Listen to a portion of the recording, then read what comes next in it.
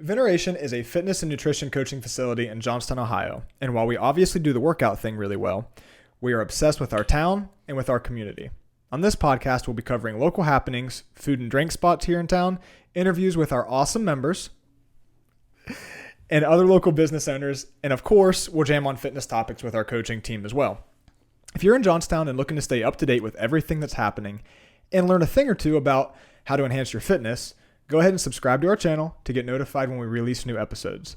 If you or a friend would like to begin your health and fitness journey with us, you can head over to CrossFitVeneration.com, click the link in the show notes, and you can book your free new member consultation at Veneration, where we will team up with you to learn about your story and your goals so we can get you on a custom action plan to bring them to life today.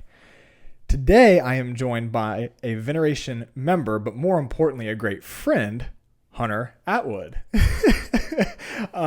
So Hunter and I have actually known each other for a very long time, like informally, but as friends for like a few years. 2018.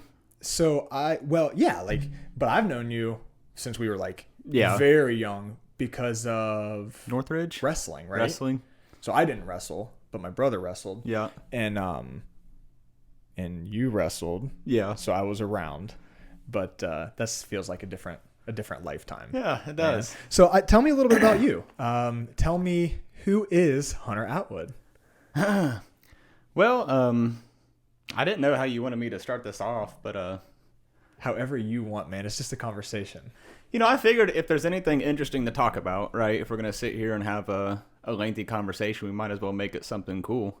And if there's anything of a story I have to tell, it's about my business. Yes. And it's what I'm passionate about. It's my entire life. It's what I do every single day and everything else. And you're kind of a business owner yourself, Kind of.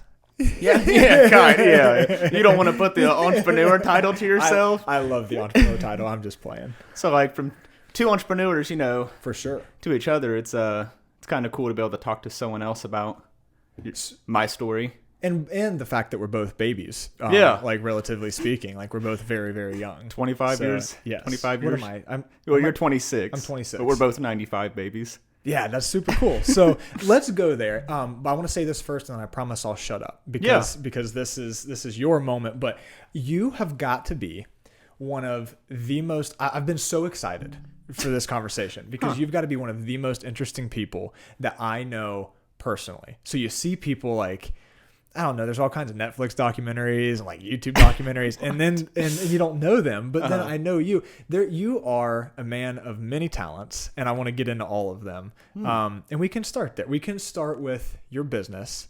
Sure. So talk to me about how you start. What is your business and how did it start? Okay. And I also want to start with that first because I have my business and we're young and stuff, it's allowed me to do so many other things in my life. So if you don't understand why I'm financially free, why I can do the things I do, then my story doesn't make sense. You know what I mean? Yeah. It's a long story, but hey, all we have is time. This is a long form podcast, so you go right ahead, man. The story's never been recorded, so this will be. Have you ever been on a podcast before? One, but it was like a Skype one when COVID was going on with a multi-millionaire. His name's Chris Westfall, and he was really curious about my story. That's awesome. And but it's on his website, and it's kind of locked up, so you have to be part of his website and pay a membership to watch it. Dude, so you're about to be famous. The whole world's going to see this. And I've never done a virtual podcast like that. I have enough hard of a time getting the mic rolling on this. I can't imagine that. So I'm glad we're here in person. But let's get let's get your story. I kind of fired off a little hot, but I'm not trying to brag. I just hope everyone knows it's just who I am and everything else. And if I'm going to tell my story, I'm going to tell my story. But 5.5 years ago, 6 years ago, I'm working in Columbus as a construction worker, making $16 an hour, right? Waking up 4 o'clock in the morning, 3 o'clock in the morning, working every single day, $16 an hour. Nothing wrong with being a construction worker if that's what you do, but it's not what I envision myself doing, For sure. At 20 years old. Fast forward 5.5 years later, 6 years later, right? I'm 25. I'm probably going to make over $200,000 this year in my business, and I have like 5 employees. And Yeah, that's incredible. Not many people can say that. Just went by like that, 5 years, just 5.5 years. Boom. It's just like, can't believe I was here now. I'm here. Right. Is it one of those things that it definitely feels like a blink of an eye, but also weirdly, like at the same time, you look back at the story and it's like, wow, 5.5 years ago, like there's parts of that do feel like a different life. I did so much during that time period. It's just crazy. like so many memories to look back on. It's just crazy. Yes. But so from construction worker to, we haven't talked about what your business is. Health insurance. That's all I do. It's awesome. Well, pretty easy. For you, it's like a second language. Yeah. But for someone like me, yeah, and most people listening, yeah, you said that's all I do. I don't know anything about it. So like, what does? Let's talk about what does the transition from construction worker to health insurance look like? Like, what is that process? How do you find yourself in that profession? Well, if you want to hear more about what I do, like exactly what I'm doing, just so you understand, like what I'm doing behind the scenes, it's kind of weird. So basically, and this is the concept. So 5.5 years ago, when I got involved with all this stuff that I'm doing today, right? My cousin, which I'm going to talk about a lot, probably in this podcast, named Bridge Smith, who drugged me into health insurance and everything else, explained to me this concept that sounds so easy, but in layman's terms is so hard to convince to somebody. But basically, I work with senior Medicare. So I'm in the senior Medicare space, right? So I'm dealing with people that are over the age of 65 almost all the time. And when all these people go on to Medicare, they have to pick some sort of a secondary insurance to go along with their Medicare. And that's as simple as they have to pick an insurance company to cover them with their medical expenses. They got to go with United Healthcare. They got to go with Blue Cross Blue Shield. They got to go with Mutual of Omaha. They got to go with Aetna. Big name companies that you might have heard of one of those before in your life. But the thing that I really specialize in is some of these people get signed up at like 65 years old and they keep their policies for 6 years. And every single year they get a little rate increase with their insurance. And sometimes the people that came and sold them the insurance just sell them and never talk to them again. And all of a sudden, they started off at $99 a month for their health insurance plan. And then 6 years later, they're paying $200 a month. Wow. And you can basically go in and say, hey, you're paying $200 a month. You've been on this plan for 6 years. That means you've had 6 rate increases by now. And I don't know if you know this, but we have just a reputable company. They're called Aetna. They have the exact same plan you're on, and we can actually, if you qualify with your health, get you moved over, and you can save, $1,200 a year. And that's kind of the concept. And it sounds really easy, but old people are really skeptical too, Yeah, absolutely. It's like, that's an easy concept to get, but how are you introduced to these individuals? Like, where are you finding your prospects? That's a long story. I like long stories. We're here. I've done all sorts of different ways to acquire prospects. But my main way is through Filipino appointment setters right now. So I've had so many different Filipino appointment setters. Right now I have like 5. And all as we're doing is just calling people of Medicare age and asking them what type of health insurance they have. And then they set appointments for me. And then I go and call them and try to help them. I imagine that being challenging. Yeah. You're getting a lot of people answering the phone and hanging up, right? Well, I mean, that's what the appointment setters are for. Because I used to cold call. I used to do it back in the day. I used to get on a dialer and sit there and call people that didn't know me. But now the Filipinos do that for me. Makes sense. In fact, I kind of got like where I actually have Filipinos that lead it to like my main Filipino, and then they give it to me now. So I actually kind of have a couple different screening processes before I get to talk to the person. I think that's beautiful. And I'm curious, did you construct this team one by one on your own, or was this like a plug and play type thing? Like, how did that work? I've constructed it all on my own. My oldest employee now has been working for me. It'll be her 5th year. That's so 2016. Sweet. It's kind of weird. And she's from the Philippines, and it's just they're all home base. They all work from home. And awesome. I've put out job ads and hired them personally, trained them personally, stuff like that, So I imagine there being a barrier because of distance. and Time zone. and language. Yeah. Right. They're 12 hours behind us. So it's like, whatever. It's 10 o'clock at night there. 10:30 at night. So they all work night shift. They work night shift, so they're on your time. They work yes, graveyard. Sir. Yes, sir. I was going to ask. I was like, that throws a curveball in your life. Yeah. But no, because that's awesome. But yeah, that's kind of the concept. That's how I'm setting up my appointments. But I've done like mailer leads. I've drove out to see people face to face. I've bought leads off Facebook. I've generated my own Facebook leads. I've spent several $1,000s on Facebook generating leads. I've bought leads from different lead vendors. I've done all sorts of different things. That always consistently works with the Filipinos. Awesome. But I'm always looking for new ways. It's just a process.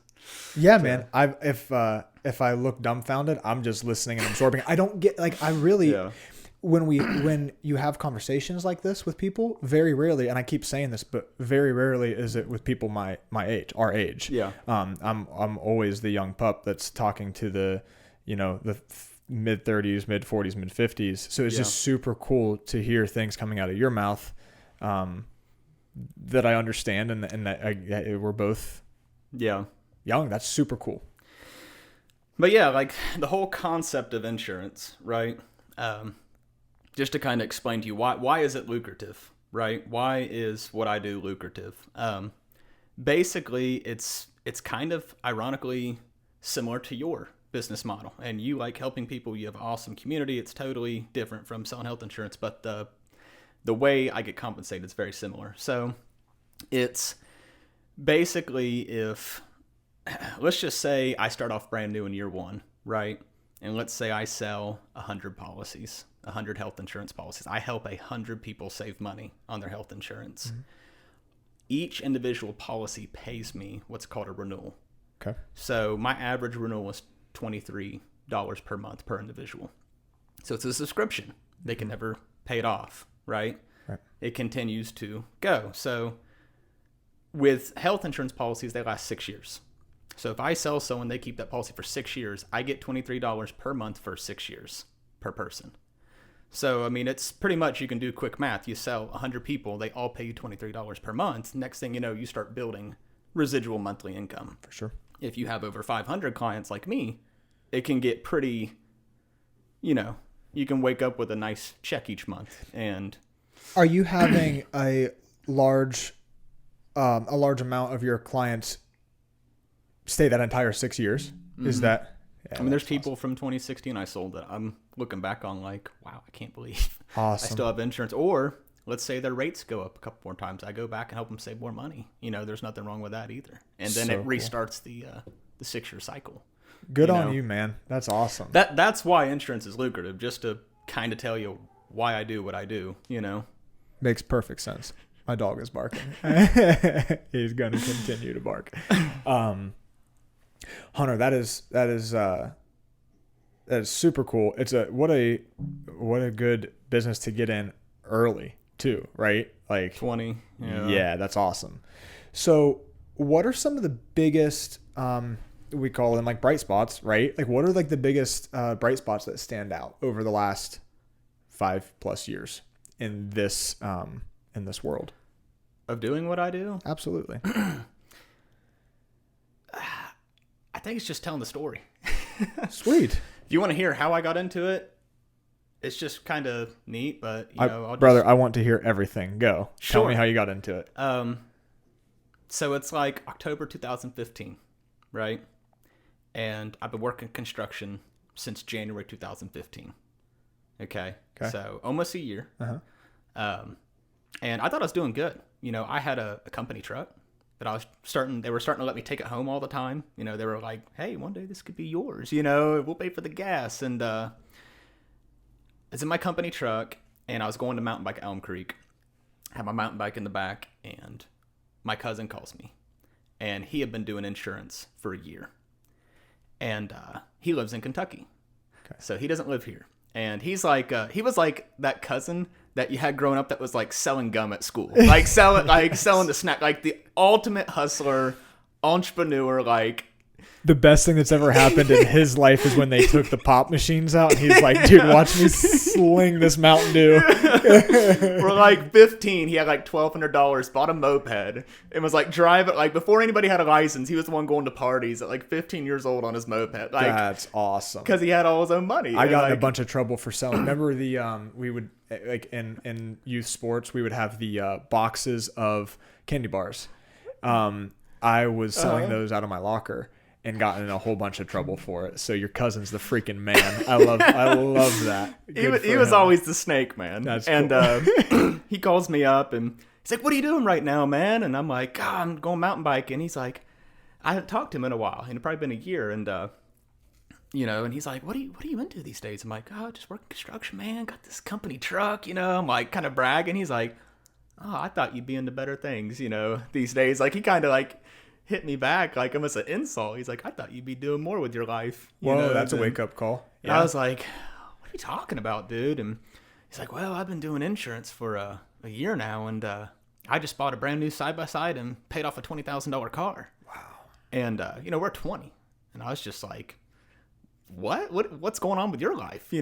What the heck? And he's like, "Dude, I've been doing this insurance, and I swear, you're my cousin. I always missed you, and I hate that we grew up apart, but dude, you should totally get involved with this." And I was just like, "Yeah, no, like that's probably not gonna happen." But it probably felt like the friend that's trying to get you involved in the pyramid scheme, and you're like, "I know better." I'm sorry. Continue. And like a month later, my grandpa dies, and I didn't have the best relationship with him. He was a just very distant grandfather, just a little different than like my dad's dad, who I had a great relationship with. But grandpa dies. Guess who comes to town? Bridge Smith, and he pulls up in his new like Ford Escape, and picks me up. He's like, "Let me take you for a ride, man," and he just pitched me like all night. He's just like, "Dude," he's like, "We're 20, even if it didn't work out, even if health insurance wasn't for you," he's like, "you can go do whatever you want in 5 years. You'll still be 25, or you'll still be 23 in 3 years. You can change your mind. And the only catch is you got to move to Georgia." Small catch. Tiny curveball. Why? Why Georgia? The story's crazy, man. Okay, it's keep going. There's like I'm sorry. so many loopholes. No, I love it. I'm going to try to explain it to you because I'm a little hyped up right now, but I'm just going to try to explain it to you in the best way I can make it make sense. Okay. But basically, at the very beginning of all this, my cousin worked for an agency called Capital Marketing Insurance, called CMI. Okay. And for years, this agency just sold cancer policies. That's all they did. They sell policies where if you get diagnosed with cancer, they pay you a certain amount of money. Huh. That was their business. They've been selling cancer policies since the 80s. Okay. At one point, they had like 500,000 policies on the books. Just cancer policies with people.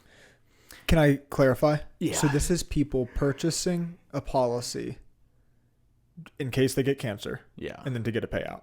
Is that correct? Yeah. I just want to make sure I understood. Yep. Proceed. It's just cancer insurance. Okay. You take it when you're young. You get cancer when you're older. It pays you money. This might sound silly. I didn't even know that was a thing. Yeah. I didn't even know. Okay. Continue. But anyways, so this agency was really big into selling cancer policies. They had 500,000 clients over a period of 30, 40 years, right? Wow. And he's basically, at the time, and this is, well, I'm just trying to explain this the best way I can. Our great aunt lived in Georgia, right across the border of Chattanooga, in Ringgold, Georgia. And my cousin's from Kentucky. And all the agents he worked with, they had been going back to these people that were sold years ago. And they're saying, "Hey, you got your cancer insurance with us. Let's talk to you about your health insurance, your Medicare insurance." So they were using a way to get in the door. Got it. Right? And he's like, all the people in Kentucky, like all the agents have just eaten that business up. He's like, but a lot of the older agents have quit now, and Georgia's just wide open. He's like, there's just all these policies that no one's seen these people for years. He's like, it's a gold mine, you know? And I'm like, I want to meet your cousin. he's like, it's a gold mine. And I'm just like, okay, you know, sure, you know. And so that was the idea. We're moving to Georgia. We're moving in with my great aunt, which she has a house that's split with 2 apartments attached to it. Okay. And it was her way to make extra money. Yeah. She rented out 2 rooms in her place. And he's like, we're going to go and we're going to start seeing people and we're going to get in the door because, hey, we're from CMI. You got cancer insurance with us. We're wanting to talk to you about other insurance and sit down with you today. And we're going to go do it. So I'm like 20 and just loaded with testosterone and just like, let's go, you know? You did it? Yeah. Yes. Yeah. Okay. So, I'm so glad that's where that went. Awesome. November 24th, 2015, I quit my job. Yes. Put in my 2 weeks, quit my job. And I get my license in like December. I go through all the schooling. I drove to Kentucky. Did you work hard during that 2 weeks after you put in your 2 weeks? Oh, yeah. They worked me pretty good. My man. That's good. I've just always thought that's such a weird thing, 2 weeks. Like, yeah. I guess it's nice to have a heads up, but I'm not sure I want the person on staff that's 14 days and then 13, 12, 10 days, 11 days from being out the door. I'm just playing with you. Construction just beat me up, man. I just hated it so much. But anyways, put in the 2 weeks, and I didn't tell a lot of the guys so they couldn't be like, hey, go do this worst job. You know, you're going to be gone. But put in my 2 weeks, and I drive to Kentucky, and I have to go through insurance school for 3 weeks, and I have to drive 2 hours every single day to get my insurance license. Round trip? Yeah. Or two? It was like an hour and 13 minutes one way and back, and I drove to insurance class for 3 weeks. It's just school. It's just school to learn how to get. You got to get an insurance license to sell what I sell. You got to get your life and health license. Yes. Sorry if I hit me back if I don't feel like I'm explaining everything. I will poke holes, but you're doing a great job. So I did that. I passed my test in like January 2016, and I become a licensed agent. Awesome. It's great. December 28th, 2015, I pack up all my crap at my house, out of my parents' house, and I go down to Kentucky because Bridget's still living in Kentucky. Okay. And we celebrate like New Year's together. You know, it's just fun times. And sometime in mid-January, we took all our stuff and moved down to Georgia, man. Moved in with my great aunt. Awesome. So do you know your great aunt well at this time? Didn't know her at all. Never met her my entire life. Yes. Never met her in my entire life. You're like, nice to meet you. What's up, Justine? What's for breakfast? Never met her ever, bro. Awesome. Never been to Georgia. I'm like a 20-year-old baby, bro. Just going down to Georgia. Dude, of course you like this story because this story is freaking awesome. It's just crazy. Okay, continue. It's a crazy time in my life, right? So cool. So we explored Georgia all over the place, just driving around the first night, and I had also saved up some money because I'm like, I don't know when the next time I'm going to even make money. You know, it sounds great, but I don't know when my next sale is going to be. I'd saved up like 10 grand. I had like $11,000 in my bank account from living at my mom and dad's. I didn't have any bills, you know. We go to Georgia, and it's just hard. It's just hard. I'm living with my cousin. We're in the same room. Oh, yeah. Sleeping in the same bed. Yeah. That sounds weird, but we were. Hey, it's part of the... I didn't have money to get 2 beds, okay? That's awesome. But we're making it... We're trying to make it work, and first 3 months go by, and it's just a lot harder than anything we ever anticipated.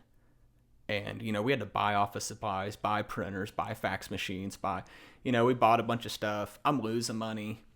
And this agency that we were getting started with called CMI is just a bunch of grandpas, dude. Just so slow to process all my contracting. And we're going out to people's houses. I don't even have the contracts to sell insurance. Like, because you got to get your license. Well, if I want to sell for Aetna or Mutual of Omaha, I have to put in a contract with them.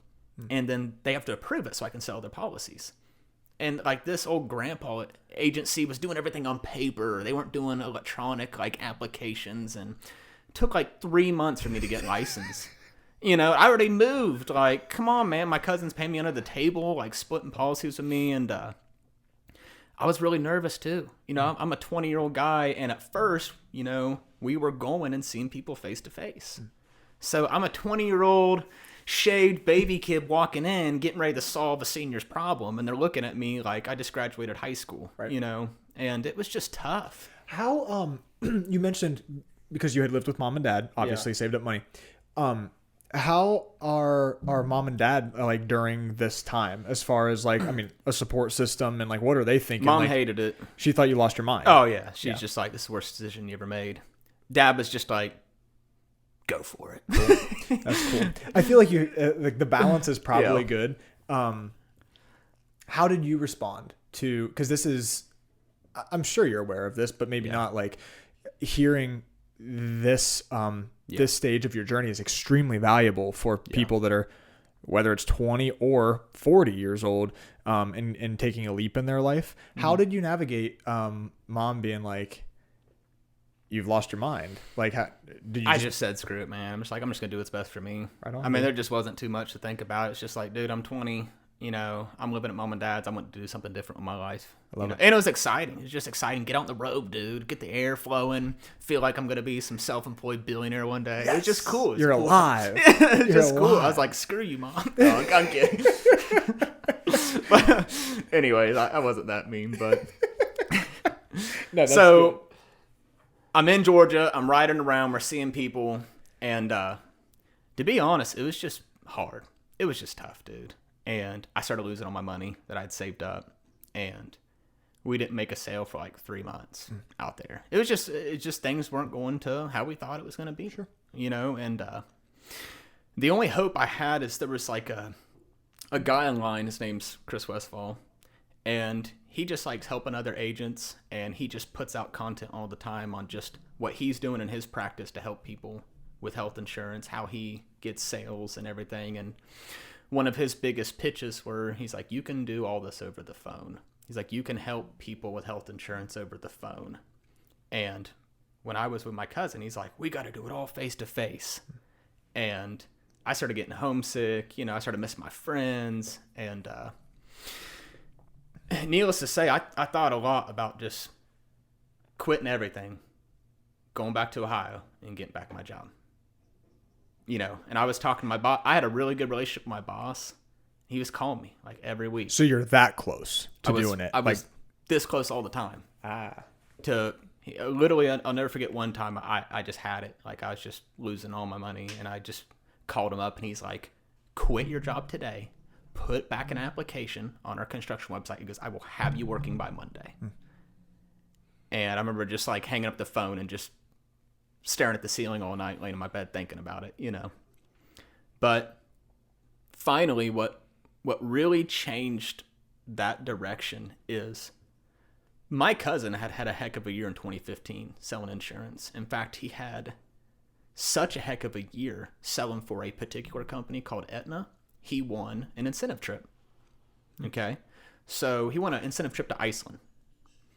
That's cool. It's pretty cool, right? He's one of the youngest guys to ever qualify. Oh, dang. For an incentive trip. And how you qualify is you sell so much insurance in a year. It's called your production. And if you get above a certain amount, you qualify for an incentive trip.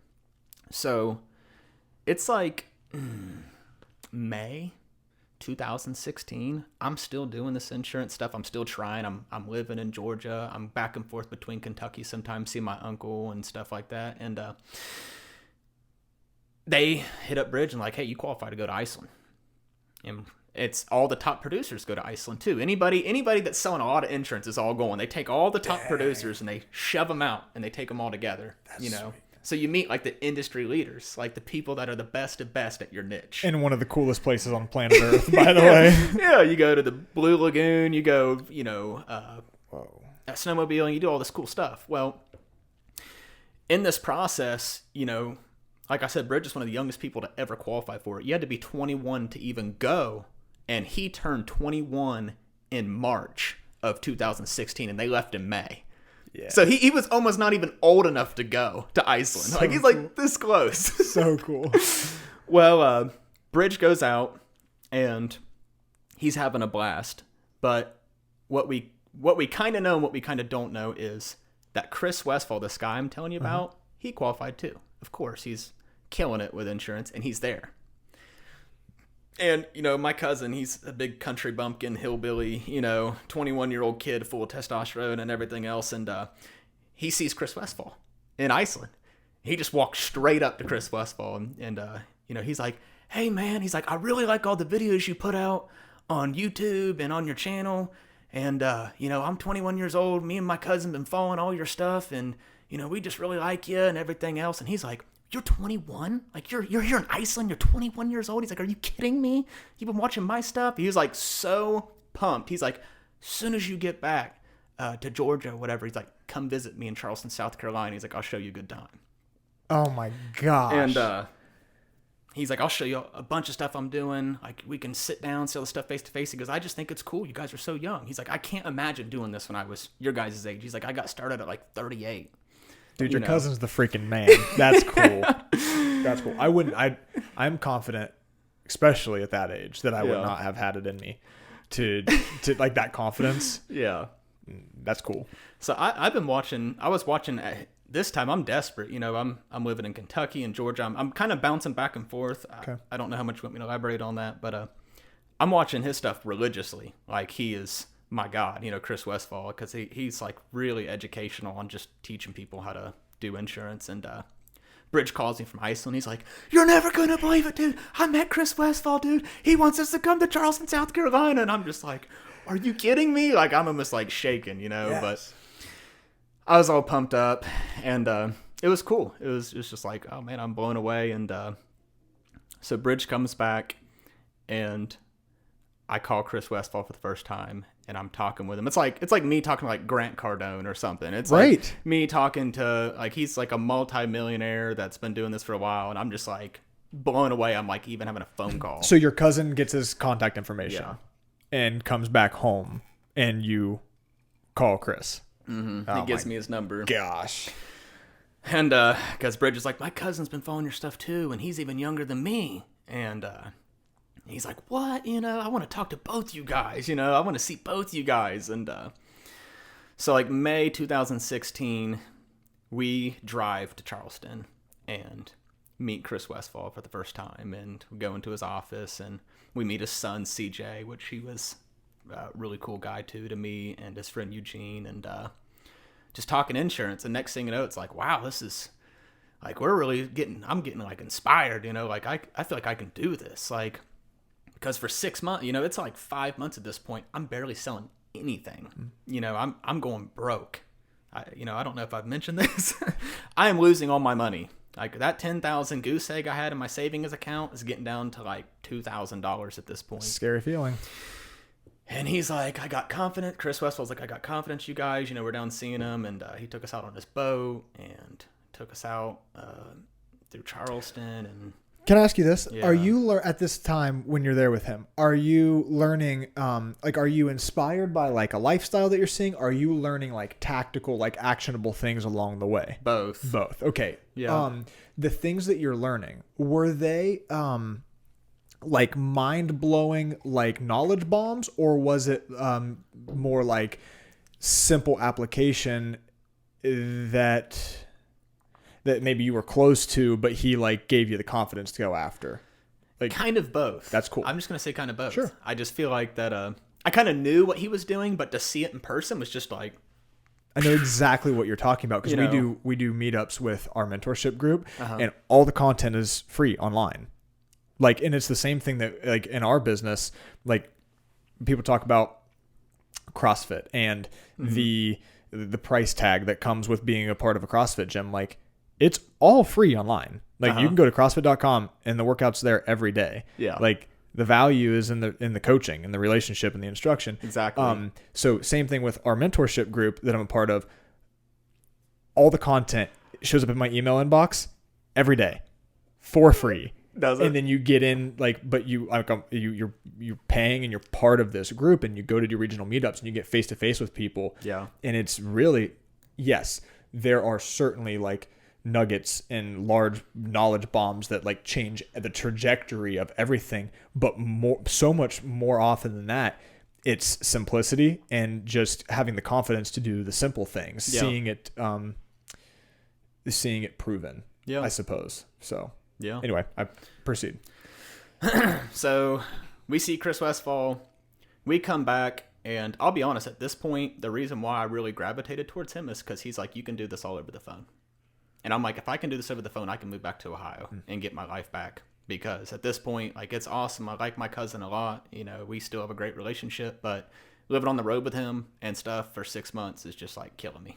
Like, I'm just like, dude, it's just me and him. You know, it's like living with someone and not having any other friends, you know. Sure. It's just like, and I'm going broke. It's not like I'm getting rich and having this lavish lifestyle. So I come back and I break the news. I'm like, dude, I'm moving back to Ohio. I'm figuring this out on my own. Wow. And I'm like, you can come back with me. You can move to Ohio, you know, if you want. And he's like, nah, I don't want to move to Ohio. So I come back after this and I move back to Ohio. And I'm trying to make it work. You know, it's embarrassing, right? I announce in like December, I'm moving away. I'm starting a career. I put it on Instagram. I put it on Facebook. You know, I tell all my friends I'm moving.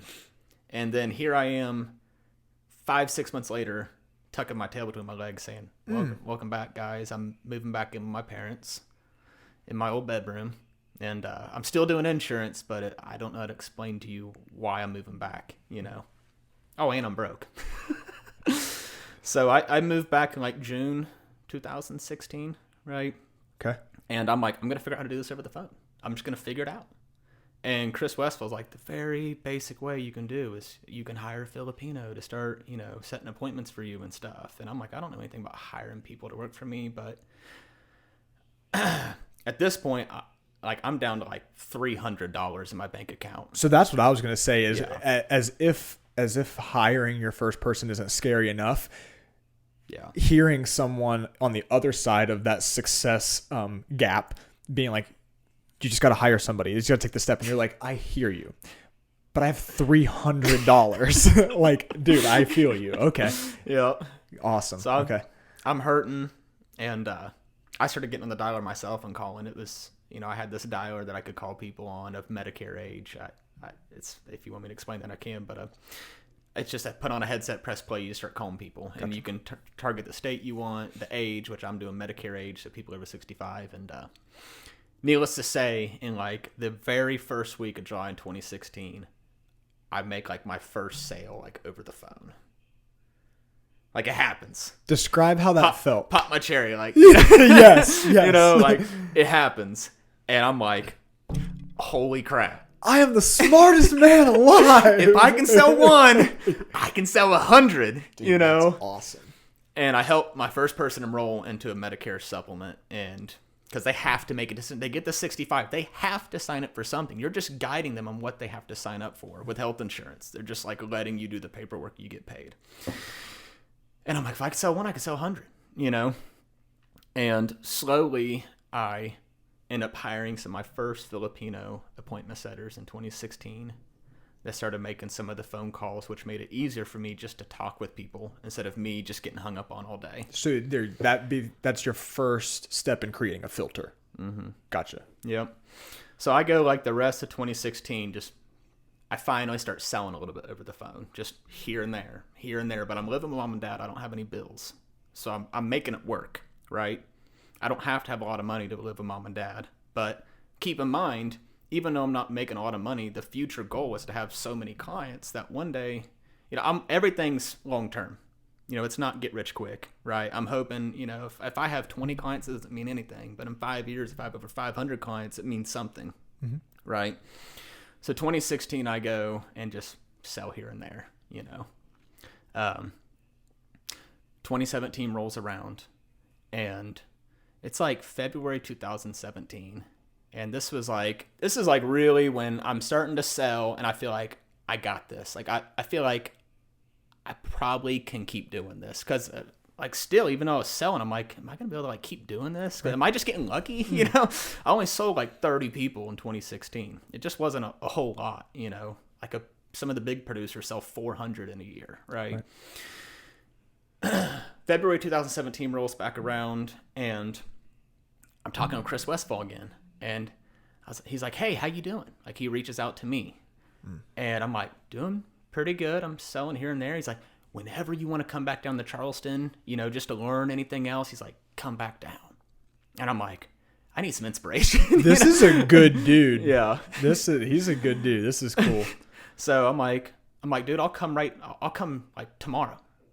He's like, come down tonight. It was like late. He's like, just drink a bunch of Monsters, come down tonight. I'm like, dude, I gotta like sleep. I can't do that.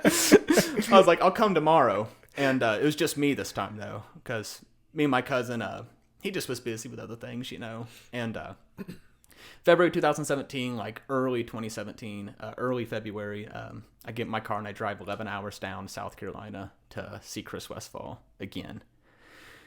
And he picks me up in this awesome giant, like, I can't think of the brand name, but a huge SUV that was just brand new, right off the bat. And he's like, we're going out to eat, and cool. He has a son there and his wife, and takes me out to eat and pays for everything, really fancy restaurant, just doesn't even think twice about the bill. And I'm just like, man, it's so cool. Like the lifestyle, Yeah. And he took me back to my hotel. He bought me a hotel to stay in by myself too. He's like, I don't want you staying in my home, but you can stay in the hotel. Like, I'm cool with you just hanging out, and I'll pay for it. Tax write-off, right?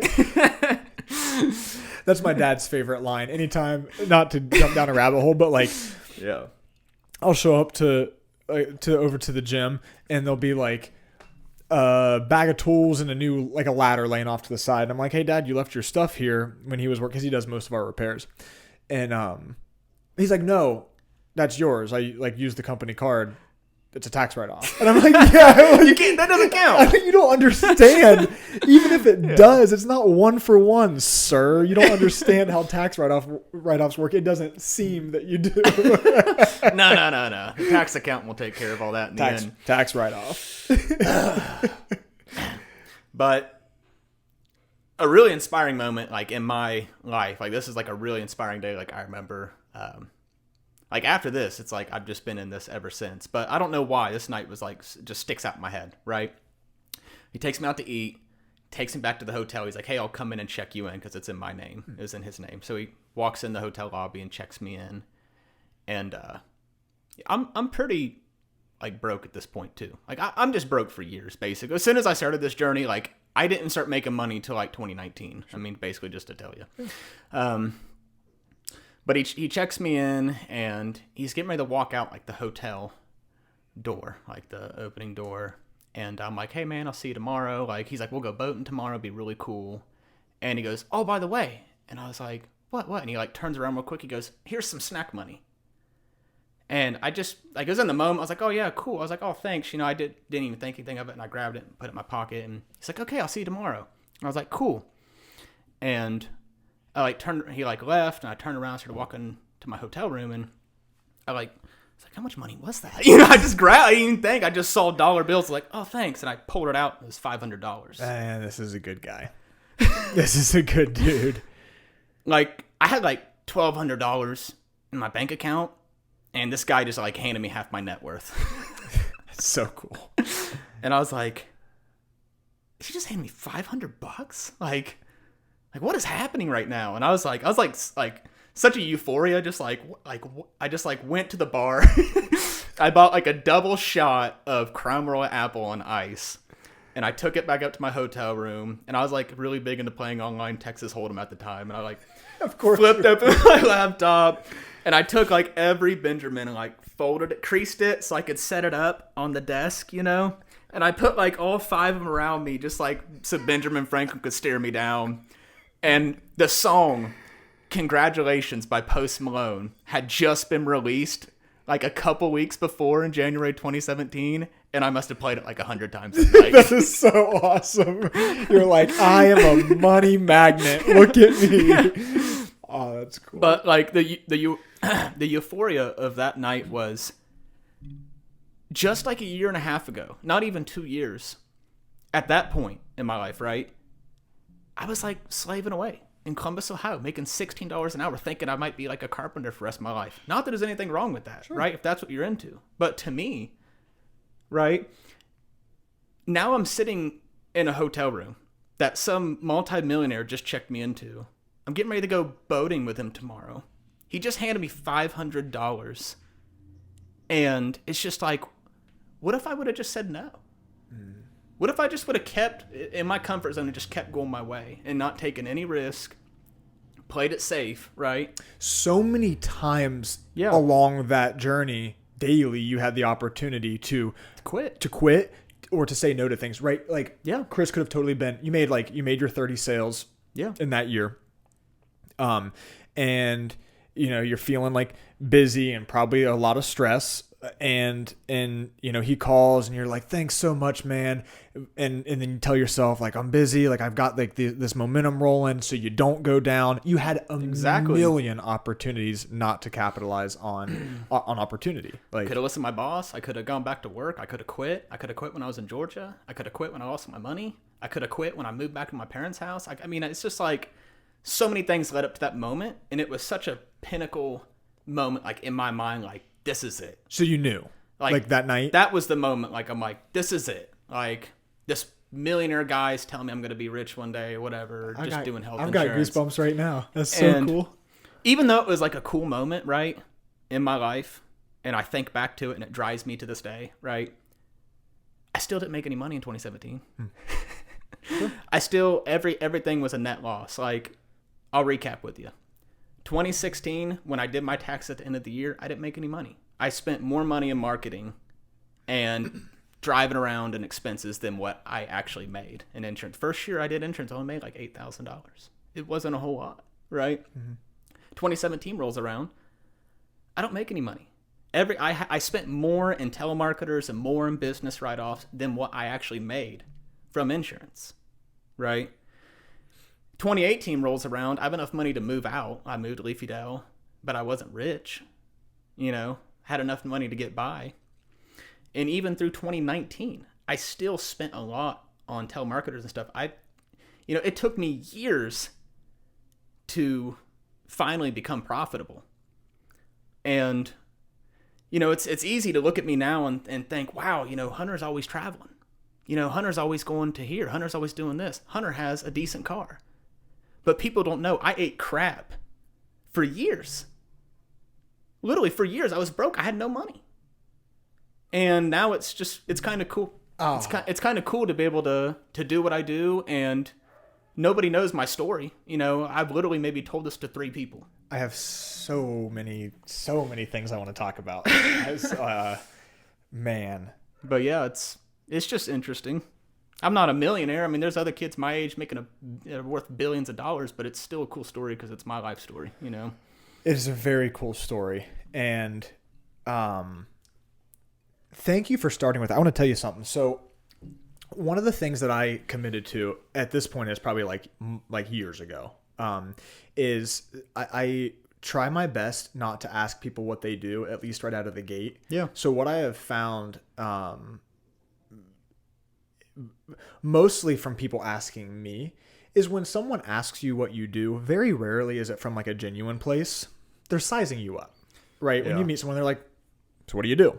At a dinner or at a party or a gathering or whatever.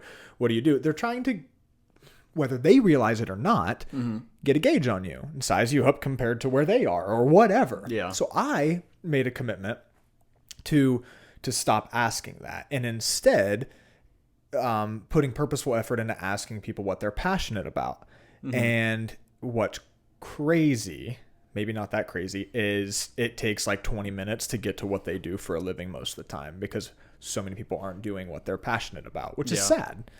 So I wanted to open today and ask you what you were passionate about. And I won't tell you some of the things that I thought, like how my expectation on how this would start. I'm so freaking glad that we just spent that time talking about your origin story. Yeah. Because you hit the nail on the head. You said at the beginning, like, I want to set the stage for where I am today. So thank you for sharing your story. I'm so glad that we have, make sure it's still recording. I'm so glad that we have it recorded, because it's going to be cool for you to have.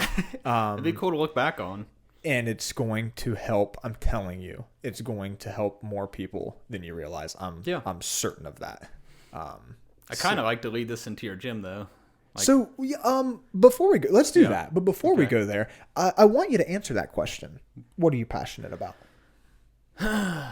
my business. I mean, I just think I'm definitely passionate about my business because it's led to me being financially free, which has led me to a lot of happiness. It's led me to be able to take a lot of trips and not have to wake up and be dictated by someone to tell me what to do. And it's allowed me to channel my life into a lot of other things that I'm passionate about, like mountain biking and hiking and relationships and yeah, I mean, Awesome. I don't know how deep that question can go. As deep as you want, whatever that means to you. Yeah. You answered it great. It makes perfect sense. It's definitely the business. It's just allowed me to do so many things in my life. If I was still working construction, I would have limited time, limited resources, limited income that would constrict my lifestyle. And now that I feel so humbled to be where I'm at today, it drives me. What would you say is the biggest lesson that you've learned in the last 5 years of this process? What's the biggest takeaway From what? from this journey thus far, related to your Take business? risk, right? Don't be afraid to take risk. Like you heard my story. Like some people are so close, like this close in their life, to stepping outside their comfort zone, and they just won't do it. You've seen that cartoon a million times of Right. the dude with the ice pick, right? And he's like Yeah. busting through the mountain, and he's like this far away, and then he turns around and gives up and goes Diamond's back. right there. Dude, that's like ingrained into my brain. But it's like that concept goes so much deeper than just me talking about business. That concept can go with your fitness. That concept can go with relationships. That concept can go with traveling. That concept can it can tie into so many different things where you restrict yourself off on one concept and you hold yourself back on one area and it holds you back in all different areas of your life, right? So that one concept can go a lot farther than just the base meaning of me talking about business. Super cool. Amen. That's awesome, man. So let's go ahead and let's go there. You mentioned the gym. Yeah. I want to know, let's go into your veneration story. Yeah. So why did you start at veneration? Let's go there. Well, first of all, let me say this. So, your gym, and it sounds weird, This is going to be good. ultimately and radically changed my entire life. If I can point back to things that changed my life, insurance, right? Second biggest thing that ever changed my life, your gym. Whether you know it or not. I don't take that lightly. So thank you. So, to kind of tell my story, and this is why I had to tell the business side first, okay, is because when I graduated high school in 2014, I didn't exercise. I exercised a little bit in high school. I think the longest streak I ever had was 3 months. But when I graduated, I didn't exercise until 2018 when I walked into your gym. Ever consistently. Ever. And I joined your gym in August 2018. And the reason why I'm talking about it like this is because all those years I was in business, right? And when I started my business, I was out on the road and I was traveling. And in 2015, when I was working construction, I never worked out. And a lot of times when I was telling you I was broke and I didn't have any money, I didn't do any fun things, right? And a really fun thing that I could do that was really easy is I could party with a lot of different people. And what's really cheap is going to the gas station, paying $10 for a 12-pack of Busch Light, and going to any one of my given friends' houses on any single weekend and just partying all the time. And basically, I just never worked out and just drank a ton. And that's what I did for fun, And I did that for years. I built bad habits like that for years. And in August of 2018, I kind of had this fling with this chick. And we were drinking one night and got in a big argument. And we basically broke up. And it really hurt me at the time. And I drank a ton to get over it and forget about it. But that spontaneous side of me that said, let's get into business, let's go to Georgia, came back and said, let's go find a gym and start working out. Let's take a negative and turn it into a positive, right? So literally one day in August 2018, I woke up and I'm just like, I'm going to go start working out. I'm going to go join a CrossFit gym. What a cool story. I heard about CrossFit from my brother Taylor. I'm like, I'm going to go join a CrossFit gym. I'm going to go do it tomorrow. I'm going to figure it out tomorrow. Gosh, dude, that's so cool. And so I woke up, and no offense, but, I went to New Albany, and I know you went to New Albany. Dude, I've been a member of every gym in the area and beyond. Yeah, but I remember I called New Albany, and they're like, just come in and hang out with us. And I'm just going to tell the story the way it's meant to be told. Yep. But so I showed up at New Albany for like a 9 a.m. class, and I showed up, and I walked in, and there's one person there. And it's like, this is strange. Is this not that popular? And there was a coach there, and I was like, hey, man, what's up? My name's Hunter. And, it's kind of like really important to me. Like, I'm going to join a gym. I want to be excited, and there was a coach there. I don't know who he was, and I don't want to get into it. I'm like, hey, man, like, I'm here. It's my first day, and yada, yada, yada. I was like all pumped up. He's like, cool. He's like, take your keys and your drink and go put them on the wall. And I'm like, okay. I'm not getting back the positivity I thought I was going to get out of this, And so anyways, I worked out, and it was just a weird workout. And I went home, and I was like disappointed. I was like, dang, like, is CrossFit not for me? I was kind of like crap. And I had heard about your gym through some of my friends that worked out at your gym, and I was like, tomorrow I'm going to his gym. I'm not even calling. I'm just showing up. I recall. I'm just showing up, man. And I pulled up to your gym the next day, and I got out of my car, and I started walking towards the big door. And before I could even walk into your gym, you were like coming out like, what's up? I know you. Yeah, Hunter, right? I think, yeah. Dude, come in, bro. Yeah, dude, come on. Dude, you took me to the back. You had your chart. Do you know how to do a split jerk? Do you know how to do a power clean? Let me ask you all these questions. Okay, 3 lessons with the coach. And I'm like, yeah, sure. And everyone was working out. I just randomly stopped in when there was a class going on too, luckily enough, because for all I know, I could have showed up at 12 and no one would have been there. Right. And at that time, yeah, no one would have been there. But you're like... And that might have been the nail in the coffin. You're like, you would maybe try a third time. And then, yeah. That's good. So you got me into it, right? And I did the classes with Jake, and it was great. It's just like, this is exactly what I was looking for. And I want to make sure as I'm telling this story, like, dude, I'm not like CrossFit God. Like, I'll be honest. I'm not the most consistent. I've came to the gym. I've left the gym. I've came back to the gym. I've always gravitated back to the gym, though. But it really did change my life.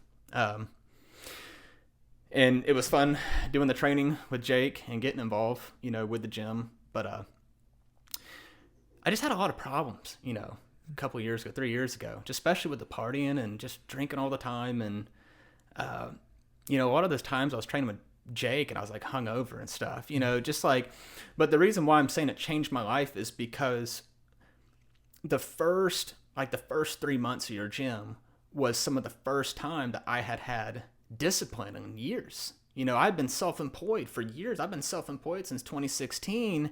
This is 2018 now.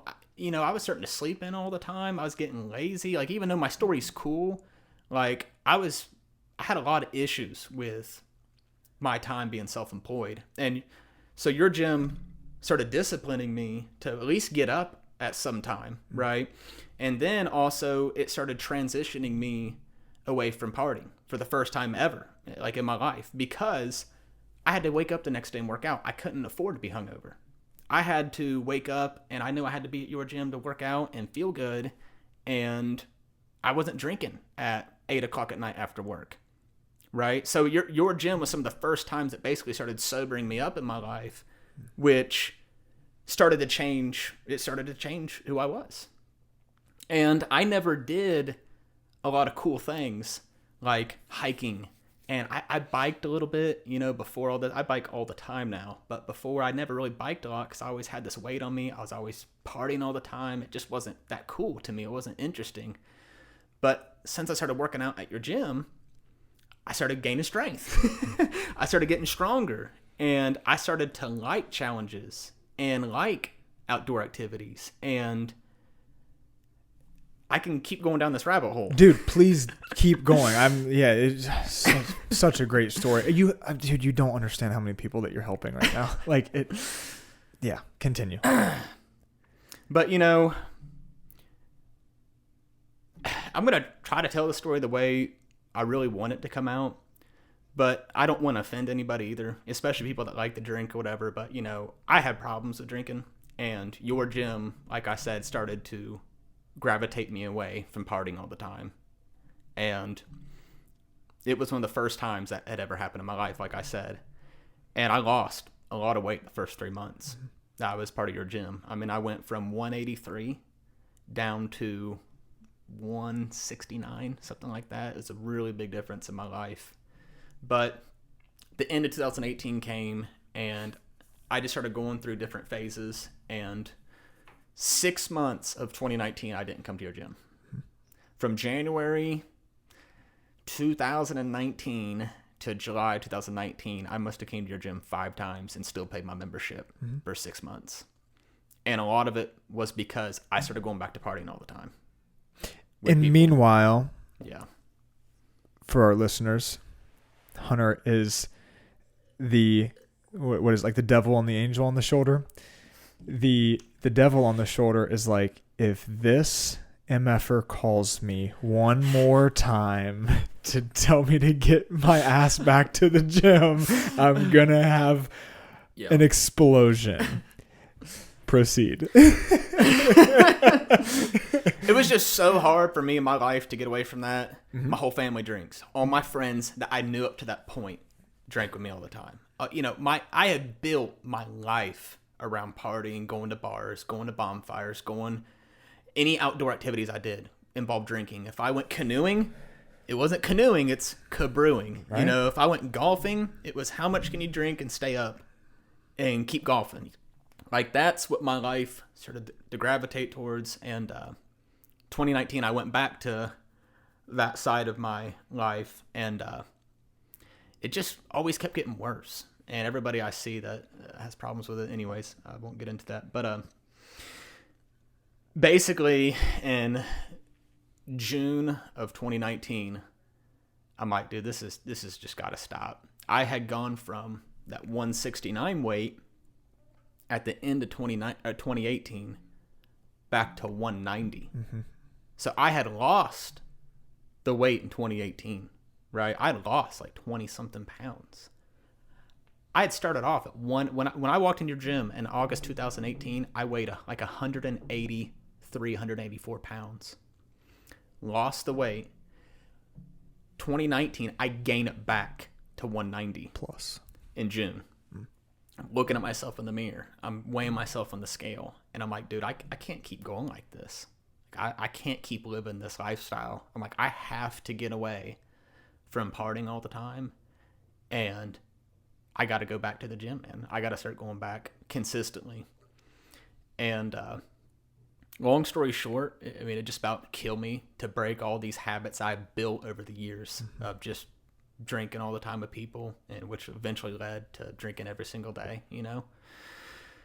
But in July 2019, I went to Colorado, my family, and it was like one of the first 2 weeks that I didn't drink all the time, and I just pounded it into my head like, this is it. Like, I got to get away from this. And I started going back to your gym in August 2019. I don't know why I'm so weird with dates. I can remember dates. I'm amazed. Wow. I was going to say that. Yeah. You have said every date to the day. Yeah. Is amazing. Yeah, I don't know why. Did you know that until right now? Did you know that you're a date guy? Yeah. I've kept like calendars in my life too. Just like write down my daily activities. Yeah, so do I, but I can't do what you're doing. It's amazing. There's some things I completely don't remember, but then there's like pinnacle moments in my life where I'm like, I remember that day. Do you remember people's birthdays? Important people. Yes. Your birthday is... Right, that's what... I saw it on Facebook. Dude, yeah, amazing skill. Good on you. August 2019, I come back to your gym with a fire in my ass that is like no other. I'm like, I'm losing this freaking weight. I'm losing it, and it's never coming back on me again. And I started working out all the time, man. I worked out so hard in your gym for 3 months, and it was harder. I mean, it's like I just lost the weight the year before. Now I'm right back in the same position, and now I got to lose it again. Like, it was definitely harder the second time because it's just mental. It's just like, dang it, why did I let myself go? I had most of the weight off, and then I just went and shot myself in the foot. And you're telling this story, and we're telling it in a relatively short amount of time, but like, to be in that position where, especially after having lost the weight, coming back 24 hours, like one day at a time, feels like a freaking eternity. Yeah. And I don't have your exact same story, but just being along this journey with you, like, and having those conversations, like, one day at a time, like that's tough. 3 months goes by, like August, September, October, and I lose most of the weight. I get back down to like 160 something, and I'm so proud, and I lose most of the weight, and I'm just like, I couldn't tell you how happy I was. And December like 2019 rolls around, and I end up leaving your gym again.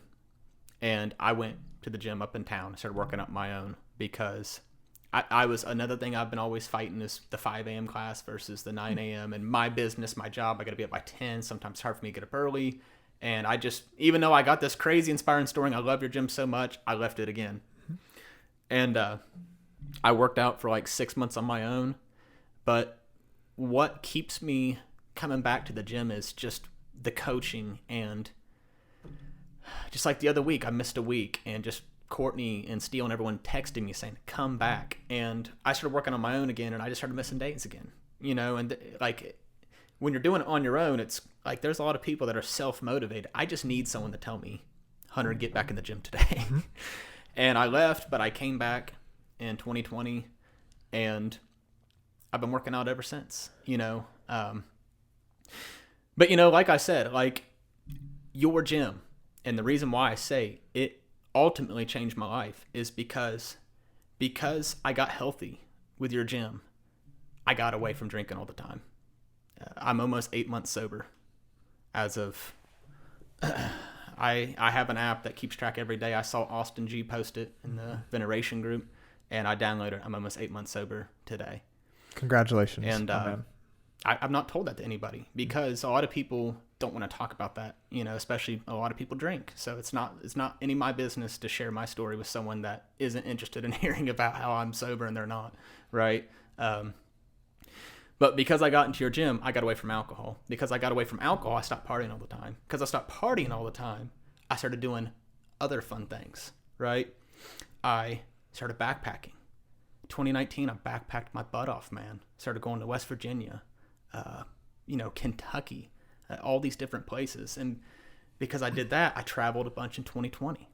Because I started backpacking, I started mountain biking. Because I started mountain biking, I started meeting different friends that are away from my older friends, right? And then from there on out, it's just snowballed. Like, just now, I don't even know who that guy used to be, But your gym started it all. It was the first time I ever thought, do I have a problem drinking all the time? Is this the lifestyle I want to live? Or do I want to be healthy and be active and go outside and do fun things in my life? And I used to think anything outside of an alcohol-related activity wasn't that fun. If you told me, let's go canoeing and not drink, I'd look at you like you're crazy. Sure. Now, if you told me, let's go canoeing and let's get smashed, it would ruin my day. Mm-hmm. It would be like, dude, this is horrible. But it just changed my life, dude. It changed my life, and like I told you, I appreciate that so much, and I don't take it lightly. Your story is one with so many lessons that I'm taking away from it, and you had talked about risk. Yeah. And I would kind of, in a similar vein, I would say a lesson on taking action. Okay. So veneration exist with or without you there, right? You could have never showed up that day and we'd be doing this thing and we wouldn't know about Hunter. Yep. Okay. The key variable in this story is your action. It's taking the action. It's getting in the freaking car and doing the hardest thing, which is arriving. Yep. Man, that's going to inspire so many people. It has me inspired. I'm about to wrap this thing up and go work out right now. I don't know. So cool. So thank you for sharing. For some very intimate details. Incredible. Well, one point thing is, like, how many people live in Johnstown, right? That don't live an active lifestyle. That maybe some people are happy with the way they live, but how many people probably live in Johnstown that would like to be in better shape, would like to feel good about themselves, that don't know that they're like this close to a place that's willing to welcome them with open arms, to train them how to be healthy, how to eat right, how to exercise correctly. Like that day I walked into your gym, I was like, it's just like this place. Like, I live in Leafy Dell.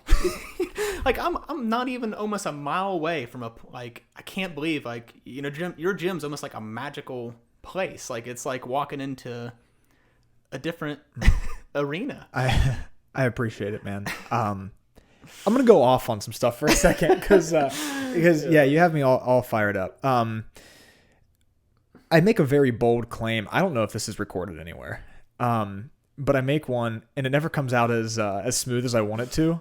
But I'm gonna say it. When I meet people, especially outside of the gym setting, right, just in town.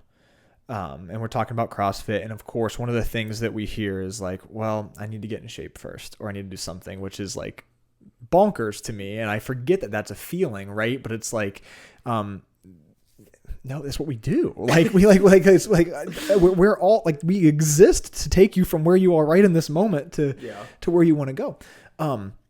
But I make this claim and I stand by it firmly that,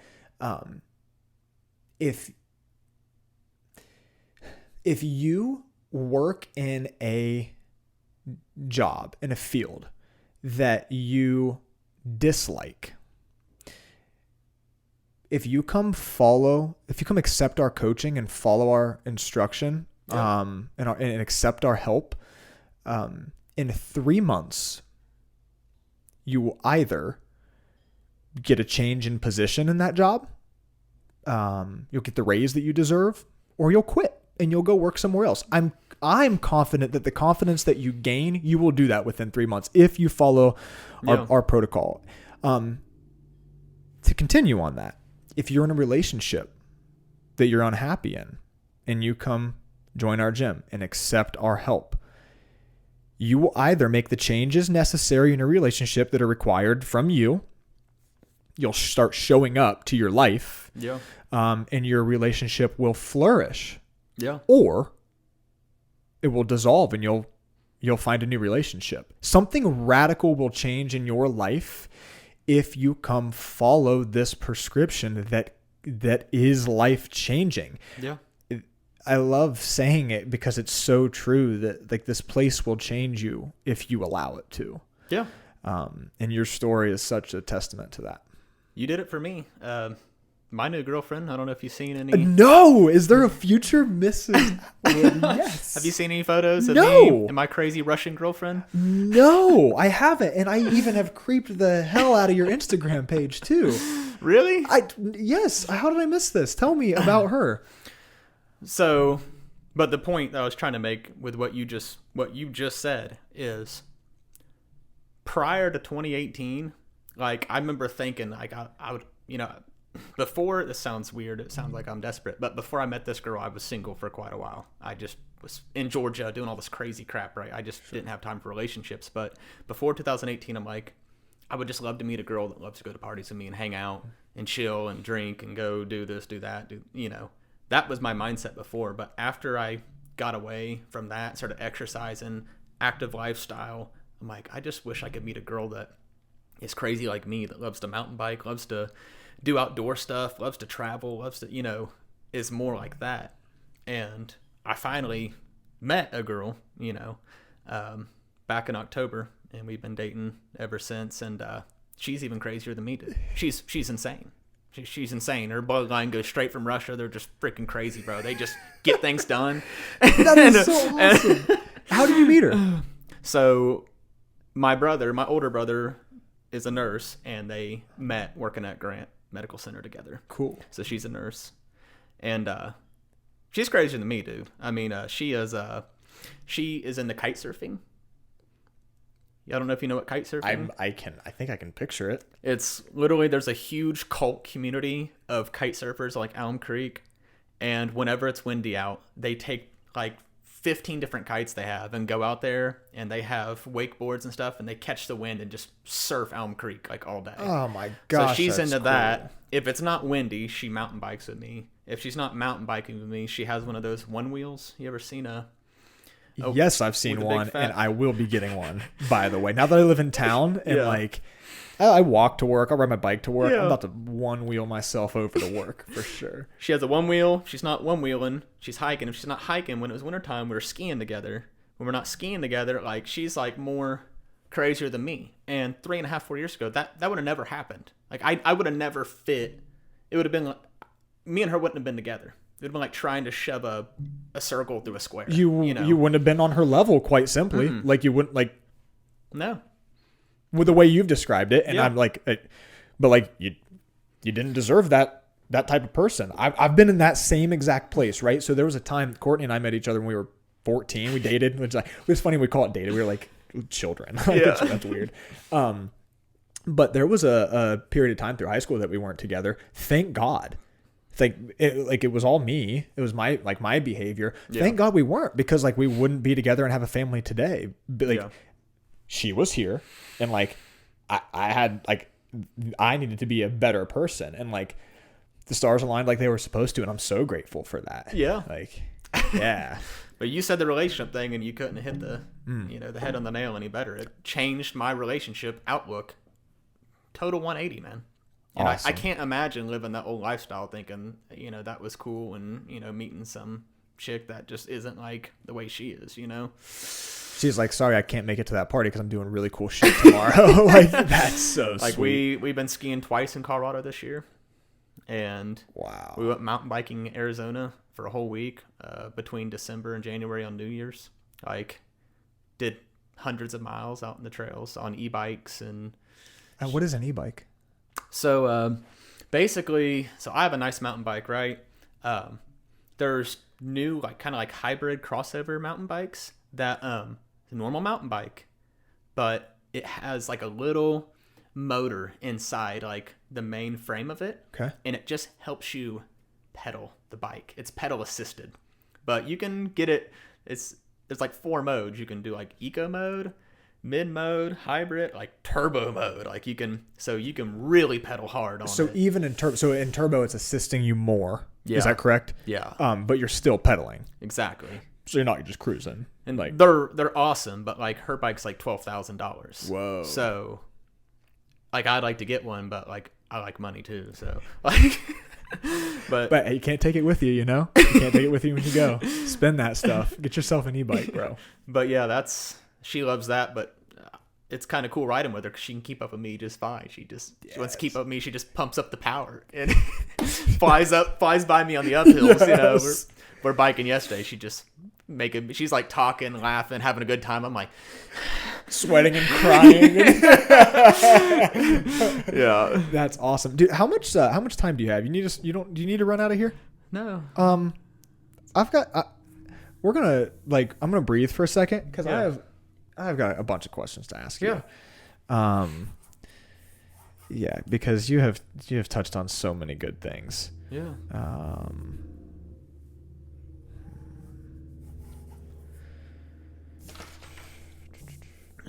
Apologize to the listeners. You get to listen to me breathe and think. This is really exciting portion of the podcast. This is where we should put sponsors in. Yeah. If your grandma is looking for health insurance today, yes, please dial 740-817-4389. Dude, wouldn't that be sweet if it led to some calls? Okay. All right. I want to circle back for a second. And I want to... And you can tell me straight up if this doesn't make any sense. If you're like, nope, that doesn't relate to me at all. Do you know what imposter syndrome is? Imposter syndrome. You ever heard of that? No. Okay. So I'm going to describe a scenario that could be imposter syndrome. All right. And that could lead to imposter syndrome. The way that I understand it, I guess. Okay. So I'm making up a person. I'm making up an avatar. All right. I sell products on Amazon. Okay. And once upon a time, I was a plumber. Nothing wrong with being a plumber. Okay. But I worked for $12 an hour and I was grossly underfulfilled. Mm-hmm. And I came in and I punched the clock. So I took a leap and I purchased a pallet of random stuff with the last dollars in my bank account. Yeah. And started an e-commerce business, right? Yeah. And fast forward, we'll tell the story real fast, this hypothetical story. I'm 5 years in now, and I'm close. This year I'm going to make $1.5 million. Yeah. And I work a 10-hour work week, sometimes 5 if I want it to be. The extra 5 is mostly just because I'm passionate about some stuff that I'm working on. So I build a new marketing campaign. Yeah. And but the problem that I'm facing is that everyone around me is different than me. And people look at me and they will even make comments out loud because people have crazy audacity. Mm-hmm. And they'll make comments about the lifestyle that I live. And I have trouble going to sleep at night because I am very guilty. I feel as if I don't deserve the success that I'm having. I have imposter syndrome. Okay, so that would be a scenario that would describe someone that has imposter syndrome. They mm-hmm. feel like they don't deserve the success they've earned for whatever reason, right? Mm-hmm. Do you have any experience with that? Absolutely not. That's amazing. No. That's good. I mean, I have experience with people not understanding me. That's every day, but it doesn't make me feel bad. Are you aware that many people do have that problem? No. I don't understand why, especially after you put in all the hard work. I mean, it just makes me feel good. That's awesome. That's good. My entire question is... You think as I'm skiing down the slopes in Colorado because I'm not working in Columbus, I'd feel bad? I mean, that's... Hell yeah, dude. Doesn't make me feel... That is a blessing because seriously, a lot of people struggle with that. That's crazy. Yeah. I have some of it. in case you didn't pick up on that. What in... No, I'm kidding. Yeah, man. So some of it is like science, like chemistry. So yeah. I'm going to botch this because I'm not an expert.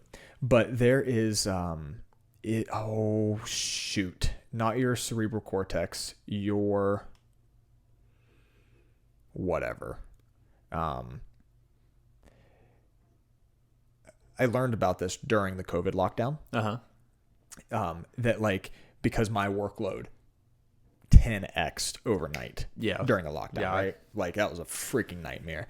And so for probably the next 8 months, my workload and my stress level was higher than it had ever been, even in the foundation stages. You literally went from a happy, healthy gym to gym. We're not open. Yeah. And how are we going to help people without being face to face with them? We don't have any experience with that. Whatever. So I wish I could think of like the actual body part that I'm talking about, like in your brain, but that it physically grows as you're flexing it, right? So like as you're adding stress to it, workload, whatever. So when it shrinks, when the workload and the stress load comes back down, mm-hmm. right? It's like people that like juice up, right? And they their muscles get jacked, their arms get huge, and then they come off the juice and like they're all wrinkly, and it's like because so like that part of your brain is still, I can't think of it, but is still large and is starving for that attention, and that is part of what, again, not an expert, but I've read leads to that imposter syndrome. It's like, did you ever have it before that? Yes. Well, then that doesn't make sense then, because I think it contributed to it. I'm not trying to be like, that doesn't make sense. No, you're good. I mean, like What do you think contributes to it then? I think a lot of people say like, I don't give a crap what people think. And I think that's BS. I think people do. And I think that, I think the key is giving a crap about what the right people think. Right. So if someone, doesn't, if someone isn't, if the people in your circle should not just be like, good job. They should be like rooting for you, like pulling you forward. Like, all I want to see you do is grow 33% this year. Like that, like that's all I want for you. Like, I want to see you just thrive. There's a chance that I'm the right person to be in your circle then. Right. And so, that's the type of person. I'm not saying you should give a crap what I think. You shouldn't give a crap what I think. But that's the type of people that you should care about their opinions.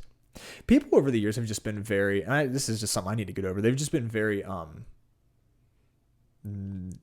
willing and not hesitant to voice their opinion about things. What you do. There's this weird thing, like when you're the only coach, like where you're the only, like you open and you close. Yeah. People get accustomed to that. It's not their fault. Yeah. Right. And when that starts to change and you're giving other people opportunities to help people like on your team, there's just like, of course it's natural. Like people move on and go do different things but aren't hesitant to voice their opinion. I think a big difference between me and you is all your stuff's on the table and all my stuff's behind the scenes. Like how much of that did you know about me at all before I walked in here today? Like the majority of my story. Very little short of our work together and like getting like navigating rough patches. How many people from the gym do you think know? Zero until now. Me? Even if you looked at any of my social media, I've hardly posted anything about my business. Right. No one knows what I do. Everything you do everyone is looking at your content. For sure. Well, there's nothing to be ashamed about it because you're killing it. No, it's not like you're failing. Certainly not ashamed. I have just had. This is healthy, dude. We're having like a therapy session right now. This is very good. My role has just evolved drastically over the years. I went from wearing every hat. I think we've done like an org chart for a company, right? Yeah. We have like 19 roles in our company. People wouldn't know that, right? Like they see like coach. Coach, right? Coach and coach. Coach. Yeah. No, I mean, it's a business like that has a lot of moving parts and gears. Like, so once upon a time in the beginning stages, even Courtney and I founded the company together, but she was going through nursing school and stuff. Like I wore every single hat, and that's not realistic for any extended amount of time to do anything well. Eventually, because I only have so much bandwidth and capacity, you're doing a lot of things half-assed instead of a couple things full-assed or one thing. I completely understand. So like today, my role is like I get to build a world-class program design for our gym, and I get to tell our story and our clients' stories on media to help the next person, and that fires me up. Like I freaking love it. But a lot of that is done in the office. And so it's just different. And so I'm navigating those things too. Yeah. Well, your story needs to be told one day. It'd be really cool to hear it. Maybe I'd like to hear it, but I relate to people that have started their own business. Someone that, I'm not trying to be offensive to anybody that is working a normal job. It is awesome. If you love your job, perfectly fine. But when you are self-employed, I always look at other people that are self-employed, like, what are they doing? Like how are they successful? What are they like? It intrigues me. I like hearing people's success stories. There's a lesson to learn no matter what the industry is, right? Like I've learned 20 things from you today. Yeah, it's super cool. Have you ever heard Jim Carrey's like commencement speech? Have you ever heard that? I think I've seen it 100 times on YouTube. Oh, dude, and maybe heard bits and pieces of it. Well, he says the same phrases in Jim. Is it Jim and Andy? It's like his. He played the role of Andy Kaufman in a movie, and he like took on.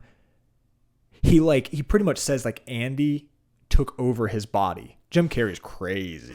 Like I just see like the newer videos of him. I'm like, who is this guy? Dude? He's like, I can't listen to Looney Tunes stuff.